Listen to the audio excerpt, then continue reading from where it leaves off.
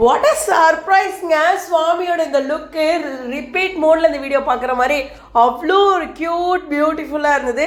ரமேஷ் அவர்களுக்கு ஒரு பெரிய நன்றி. ஹேர் ஸ்டைலிஸ்ட் அவர் ஒரு பியூட்டிஃபுல் அப்டேட் கொடுத்துருக்காரு. ஹலோ வியூவர்ஸ், நான் உங்களோட லக்ஷ்மி. நீங்கள் பார்த்துருக்காரு 0 லக்ஷ்மி. உன்னையுமே சுவாமி, நான் உன்னையுமே எங்கள் வீட்டில் ஃபங்க்ஷன்ஸ் மண்டே வந்து மேரேஜ், ஓகேவா, ஃபேமிலி ஃபங்க்ஷன், அதுக்கு எப்படி ரெடி ஆகிறது அப்படின்னு யோசிச்சுட்டு இருக்கும்போது இன்ஸ்டா வந்தேன். அப்போது சுவாமியோட அப்டேட் யாராவது அப்படின்னு டக்குன்னு எனக்கு ஒரு மாதிரி ஆயிடுச்சு. ஏன்னா அவரோட அப்டேட்டே நமக்கு கிடைக்காது இல்லையா.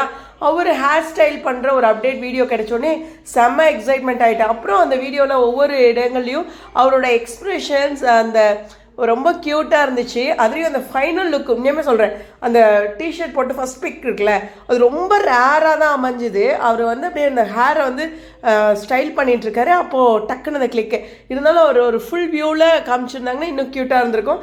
இருந்தாலும் நம்ம அங்கங்கே பார்க்குறதுலேயே நமக்கு ஒரு சந்தோஷம்தான்.